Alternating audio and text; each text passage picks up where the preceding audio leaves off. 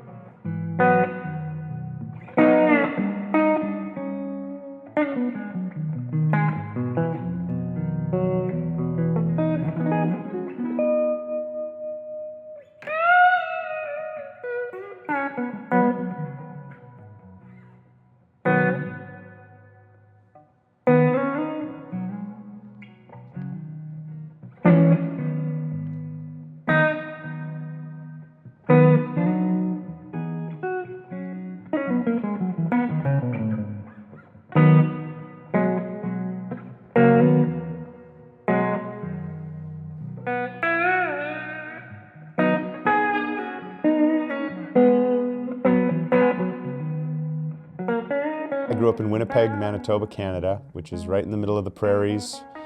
We get all 4 seasons. It's flat. They say you can see your dog run away for miles and miles.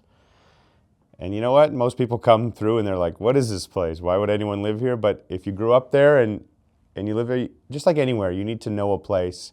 And more so than a place, you need to know the people. And if you have community anywhere, it is home and it's special. It was just like any other childhood, friends and family and hanging out. The only difference, I think, for me was having musical parents that toured and traveled, going along with them and going to all these places at a very young age, hanging out at festivals, being backstage at shows, having rehearsals at our house and having to be confined to the basement or the bedroom and always having music around.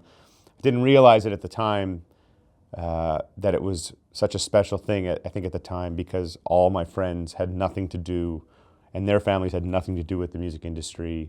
I felt like I was almost kind of this, not an outcast, but I was very different because music was such a big part of my life. And now that I look back on it, it was a very special thing. And just like having music infused into us and starting instruments and playing music, it was just part of everyday life and the routine. Didn't really think any differently of it because it was just all I knew. Musically, my dad is a bass player and a singer. My mom's a piano player, accordion player, and a singer as well. They always kept day jobs though. Like my mom's a teacher and my dad worked at the CBC as a producer for a jazz show there for a long time. So, you know, for musician parents that did travel here and there, like they really were home all the time. They didn't tour like we tour, or they didn't tour like a band properly tours. They were well aware of wanting to be around for the kids, and they were. And when they did go away, you know, we either went with them or we stayed at our grandparents', and it was great. The band itself was like a mix of klezmer, mix of world music, bluegrass, folk. Like they play a lot of folk festivals and jazz festivals. Like nowadays, those festivals are all music festivals. Like, sorry, all genres, you know?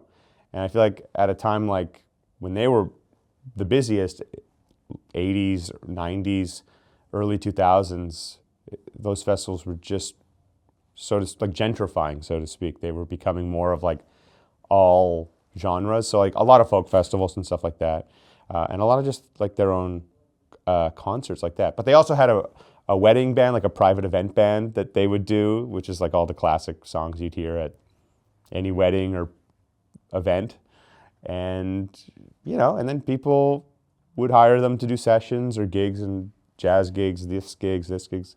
They're well-rounded. Like my dad was a musician when he was growing up, and my mom was always doing music as well, even when they were in university getting a degree for a real job, so to speak. It was always a part of both of their lives. When I was at an age of being able to take anything in with somewhat locked-in memory, it was like the Beatles anthology came out, and they were like, maybe this is the right time for us to really show you guys about this band that when we were your age changed our life. And yeah, that kind of stuff was influential. You know, listening to jazz and like going to work with my dad sometimes. His show, it was a show called After Hours, this jazz show. And even though I wasn't fully interested per se, subconsciously a lot of it just started to seep in, and I had this love for it. And once I got to a point where I was interested in jazz and stuff like that, it felt like home in a lot of ways. And yeah, blues and all this other stuff was always around. But I'd say the majority of music that made me want to just be a musician was actually on my own discovery, like just from being a kid and watching TV and listening to the radio and finding those bands myself, other than the Beatles. We started on piano, my brother and I, when we were like 6 or 7, I'd say. And it's like it didn't speak to me like the way that I think I saw myself doing this the rest of my life, but we just got signed up for it. My mom said, you have to do it. I said, okay. And, it was an age where all my friends in school started to play guitar all the time. And it like almost became this cool thing to do. And the bands I was listening to, the bands we were talking about being 90s kids, were super, super popular. So like guitar in an ensemble, in a band, it was really speaking to me. I was like, that looks like the thing that I want to do. And yeah, about a year after doing piano, I like begged and pleaded, could we switch to guitar? And we did. So I was about, 7 or 8, I think, when guitar started. And I begged and pleaded. You know how it is. Anyone starts guitar, you just want to play electric. You kind of don't want to play acoustic. And we rented it for a month. Could we get another month? Okay. Rented again. And we rented it every month till we've just paid it off. It wasn't that expensive, I don't think. No, I just played just in my bedroom. And then once, you get to middle school and high school, you develop as a person and you start finding other people that are like-minded and might be into the same things. And, I think I found a bunch of people in my circle that were also into music. We all listened to the same music, but we also listened to a lot of other things, and I learned about so many other bands and albums from them, and I probably did the same for them. And we were in school band, and we got a chance to play together, and it was like, wow, it's really something to play with people. And then, I had a band in high school, a couple bands in high school, and it kind of just started there, I'd say. I started like gigging when I was 14. I had my first here is some money, maybe $30 to play a backyard party at 14. And that was the first time, even though still had all of high school to go, I was like, is this a job? Like, can I make money doing this? So that's where it started, I'd say. And it really stemmed from my friends and circle in high school and middle school, where we were all playing music and jamming and starting to get inspired. And I'd say around 15, 16-ish, I was just kind of gliding through music and guitar. I was just existing. I was just happy to play. It was cool. And then I had a pivotal moment where I heard Scuttle Button by Stevie Ray Vaughan. I think it was the technicality, it just hits you in the face, and I had never really heard anything like that. And it was powerful. The aggression, the control, the dynamics, the fierceness. Yeah, it was just all of it. That was just, it was so exciting. And I was so used to hearing songs by bands and artists, which to this day, I'm always going to be a song guy. But hearing something like that just opened up another part of my brain that it's not that I ignored stuff like that. I just wasn't aware of it even. I just didn't even realize, oh my God, you could be a good musician and have your own records of just playing great music and being a great instrumentalist. That was my light bulb of okay, it's been fun. You've been messing around here for 7, 8 years of playing guitar, just gliding along, learning your songs.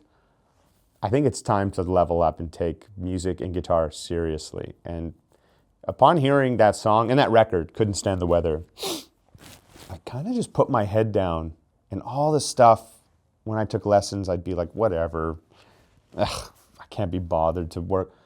I started putting the work in. And also, I was never good in school. I just didn't care. I just wanted to play music, or I wanted to play basketball. And homework and learning, whatever. It was the last thing. So it showed me that if there's something you're passionate about, it never feels like work because you just want to strive to do your best.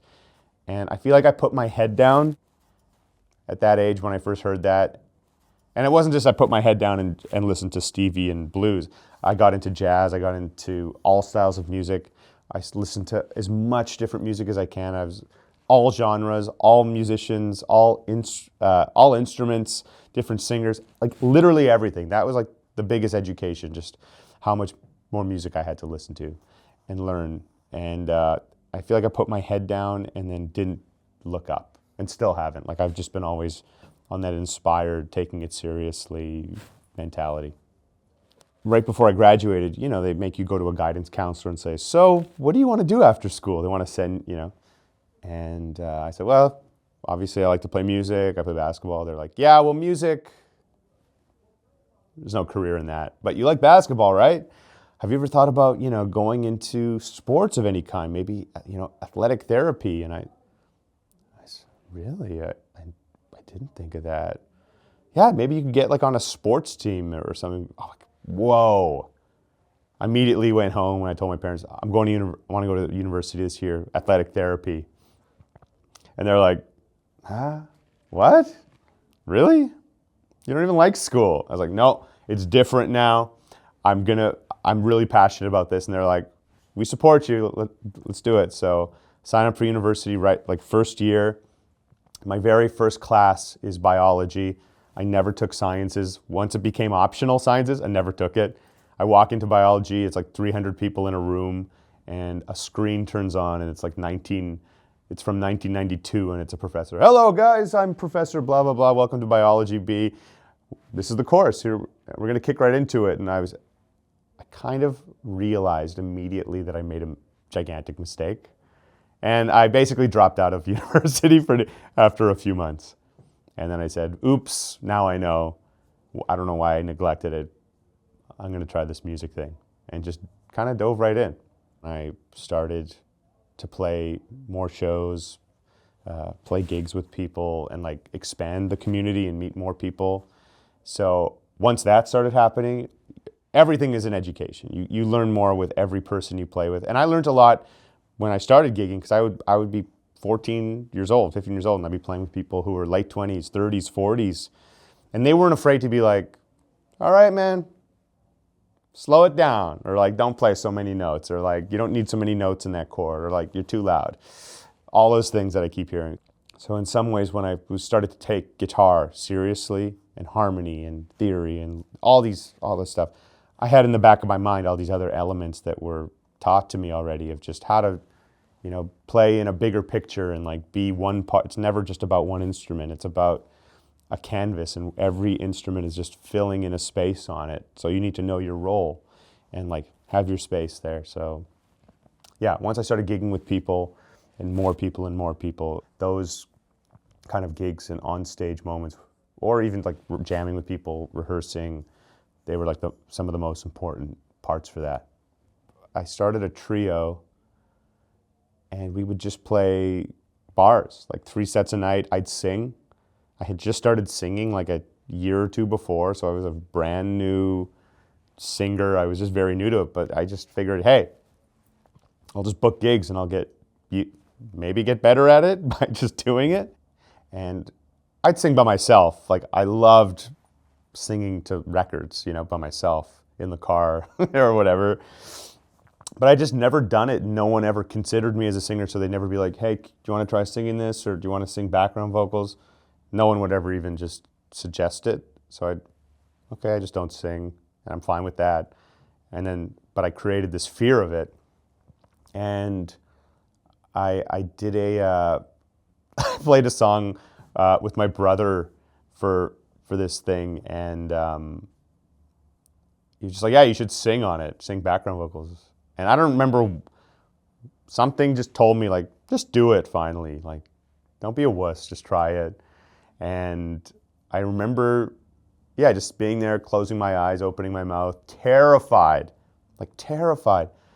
And I'm sure it didn't sound good, but I was just like, hey, you know what, that wasn't that bad. I just had this thing in my head that it was so scary. And I just needed to do that first time to like break the fear out, and I did it, and I went, that wasn't bad at all. I actually really enjoyed that. So it led to me just trying it more, and trial by error, trial by fire, just kept doing it, doing it. We would play a few times a week in Winnipeg, and I think the same went for everyone in the band, but you know, people would come out to see us play and be like, hey, yeah, whatever, the band's okay. But we need a guitar player for this artist that's in town. She has a showcase for Sony coming up, and we're going to do every Thursday at this pub. So can you do that? And then you'll do the showcase, and then who knows, maybe that'll lead to more. Sure. And then you start doing that, and you meet more people, and they go, hey, yeah, good hang. You sound great. Yeah, you too. You know, my friend does a lot of production. He's always looking for a guitar player. Like, mind if I give you his name? Please, yes. So it all, you know, that's how it all starts. You meet people, if you get along with them, that's like the most important thing. And if you do your job to a degree that you're not screwing it up, people want to work with you. And it just grew and grew and grew. And essentially that led to just gigs and being a working musician. Long story short, like it came from putting myself out there with my own gigs. It was almost like that band was just like a resume. The trio was called Groovy Mustache, by the way. It was the worst band name ever, just so you know. But we do a lot of blues, kind of like, we did like this Lester Quitzaw song and some other songs that had like some dirty slide in. So I was already playing some slide in that as well. It was always just around. It was like a novelty, like how everyone typically uses a slide. And I just had one of those moments. I was listening to this guitar player from Canada, Kevin Bright, and I remember hearing him the first time, and it was just like, I've never heard anything quite like that. It was also, he was using open tunings and stuff like that. That got me on the path of wanting to explore that world. And I had listened to like the Beatles, George Harrison. I had already heard Derek Trucks. I'd already heard Cooter, Bonnie Raitt, like the classics. But it never spoke to me in the way that once I heard Kevin, because it just sounded like it wasn't bluesy. It was just embellishing melody in such a different way that it was just authentic, and it wasn't tied to a genre at all. It was just moving to me. So whenever that happened, I started to take slide more seriously because I was just so inspired. And I just started doing it a lot more. And you know, I found myself on gigs where I'd have to learn slide parts, and I'd play a part down from a record, and they go, wow, no one usually really nails it like that. I was like, oh, really? Why don't you do some slide on this song too? Okay. And I just didn't really think much of it, but I think by spending a lot of time on it and being inspired by it, I was able to dial it in a bit more maybe. So I just had this connection with it, and I always enjoyed it. Yeah, it was just like, felt like a very natural, expressive tool for me to embellish the things I was wanting to say and play. I had been playing with a bunch of bands, playing for a bunch of artists all throughout my 20s. Really enjoy the sideman thing, and found myself at a point where we moved to Ireland, my wife and I, for a couple of years. She was going to school, and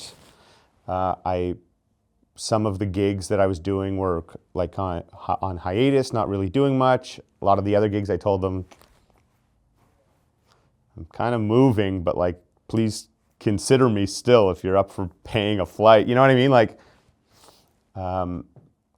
at this time, I should say also, I started like building up a little social media profile, and through that, was fortunate to do some videos, Andertons, and this kind of, stuff like that led to some exposure. So typically, you start being an artist from the bottom, and you have nothing to work from. I kind of went backwards, where I kind of built a little bit of a profile and a name, and then started an artist thing. So it was out of necessity, because we moved to a new country, and I said, well, I need to support us somehow. How did I do this last time? I said, I just booked my own gigs. And sure enough, I kind of met everybody in Cork in the music scene on my second night of moving there. Luckily, someone introduced me to the right person, my friend Hank, and he took me to this session, and I literally met all my best friends in Cork that second night, all the main players. And I just put a band together of Davey and Walshy, my two guys over there, and I just started booking gigs, and it was just covers. Even some of the same covers I would play when I started, because I just had to fill in 2 hours of music. And, some songs changed, and I think I did 1 or 2 gigs, and I just hadn't done it in forever. And we're talking like a little pup, like nothing special at all. And I never had that feeling of, wow, I need to be in the spotlight. It wasn't anything about that. It was just, I had realized for the first time in well over a decade, like, I'm just playing guitar and playing songs that I want to sing, and I'm just playing like how I play. Like, if I'm just playing at home, like, I'm not playing someone else's part or song, which I love to do also. It's just a different thing. And it was so satisfying just to be your own self again musically. And I was like, man, this is special. Maybe there's something here. And I was talking to a friend of mine, Murray Pulver, who's a fantastic guitar player back from Winnipeg, and I was like, yeah, I'm really enjoying it. I played a few gigs of mine and really kind of got the bug again. And he was just like, we should write. You should write. And I was like, yeah, I guess so. And we wrote a song together, a song called Try. And that year, this would have been like 2017, I wrote about 6 songs. And even though gigs started happening for me, I had these songs that I didn't really know what I wanted to do with, and I didn't, again, that same mentality I had when I was in my original band. I just didn't think I'd actually do anything with them, but stuff started happening. More gigs would come out of it. I did a tour in the UK, and I was just like, I'm really enjoying this. And like, I think it's just like I was always standing in my own way, kind of doubting myself. Like, there's no way that you could make a living or just not even be successful. Successful to me is just being able to do something, just like, there's no way you could actually do this. And I was doing it, and I was like, okay, I feel like, I just need to see this through because I'm getting too deep in it. And I was on this tour in the UK, and I'll never forget, because I had a show. We played in London. I did a clinic at the BIM college that afternoon. Did it, spilled coffee all over my shirt I was going to wear on the gig. So I went to the TK Maxx, and I'm looking for a replacement shirt. And as I'm looking for a shirt, I was just like it was like maybe like the second or third last show of the tour. So I'm getting like emotional and nostalgic. I'm like, man, this has been such a special experience in a tour. And then I'm thinking about how the next month I'm going to be back in Winnipeg producing a record for this great artist, my friend Rihanna. And I said, you know what? I got to do it. So I called my friend Murray in the TK Maxx looking for a show. I said, hey man, I think I want to do a record. I think we need to do it. If I just don't do it, then it's never going to happen. I'm going to be in town this week of March. I'm going to book the studio for the next week, and let's just do this. You want to produce it? He said, yeah, of course, let's do it. And just booked it. I got all my ducks in a row to make it happen. And I had like 7 songs. I added 3 little interlude instrumentals so it could be a 10-song record. And that's where it really began, I guess, recorded it. This is my first record, How Long? And doing a record for all the albums I had recorded. I'd done a little bit of producing, but primarily like a session musician playing on other people's records. I always know what to play. I can always tell, like, we need some arpeggios here. We need like a big open delay part here. For my record, I had no idea what to do. I was like stumped. I was so overwhelmed, and I was like, no idea. What comes easier to me is music before lyrics. I like writing lyrics, but if you ask me to write an arrangement, put some chords together, melody, that's what comes the most natural to me in my sleep. Just like some people, their mind is flowing with words and and ideas and concepts and stuff like that. That's what flows in my brain. So it usually starts from there, a melody or a chord progression. And a lot of times there's a lyric attached to it. I don't know what it means yet, and it might just be a meaningless sentence, but then it turns into something. So I usually start with music and then essentially filling in the blanks after that. I do think the lyrics are the most important part, and the part that I'm always like trying to work on the most. But that's the process. If I'm writing by myself or if I'm writing with other people, I usually tend to bring a musical idea and or a melody that has a little bit of a lyric attached to it already. Just like a concept, you know? I think for all musicians, we always have music. We should have music and ideas and harmony and lines and chords swimming through our head all the time. Like if you don't, you're probably not doing it right. You know what I mean? So I think I just spent time identifying the things I hear and how to pull it out. And I know the sounds I like, and I know how the connections of chords and harmony, how they relate to a point where I know the emotion or the vibe or the sound or feeling I'm trying to pull from it. But once I did my first record, it was this song called Get You Back that was written in standard tuning, but I had this Tiesco Del Rey, a $50 cheap guitar. I wanted to do something different, so I tuned it to B standard so that instead of it being E chord descending, it was an A chord descending. It sparked something in my mind that was very different and cool and new. Like a lot of people play baritone B standard tuning with a long scale guitar, and doing it on a short scale guitar, it still sounded like guitar, and it still sonically had a space, like especially in a trio, that wasn't sounding like two bass players.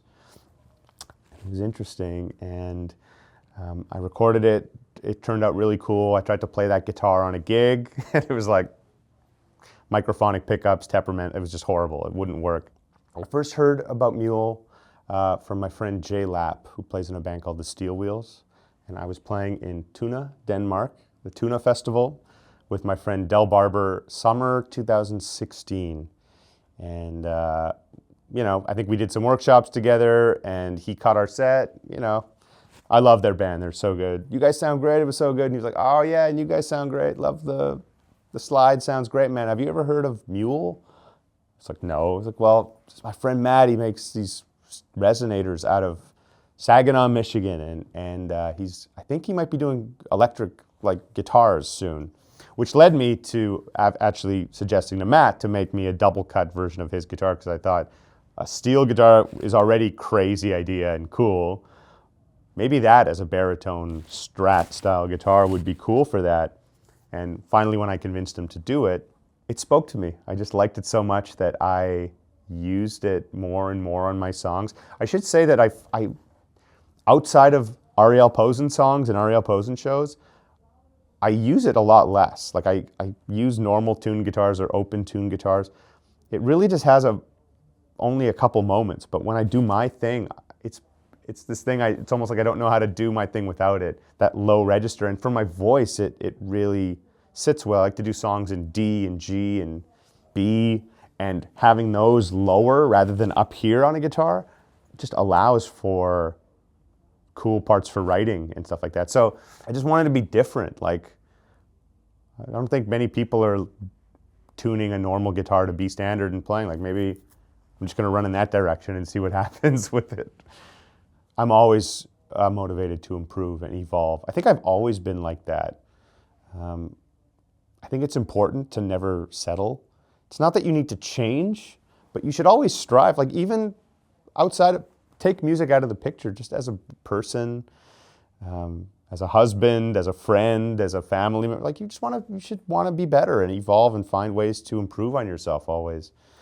And 100%, I try to do that with being a singer, being a songwriter, being a guitar player, being a producer, being a bandmate, being a whatever, all those things. If I look back, I've already crossed off so many hilarious little goals. I just want to keep being able to do it, and I just want to keep being happy. And ideally, we do the same thing, but it just keeps growing. in a way where it doesn't change, no one changes. We're still laughing, we're happy, it's great, but it's just continual, you know? I'm not looking to, it's not like, if we don't do Madison Square Garden in 2 years, what's the point? It's not about that, it's just about the long game and like the bigger picture of just being able to just do this because I'm enjoying it, and I just want to keep doing it, that's all.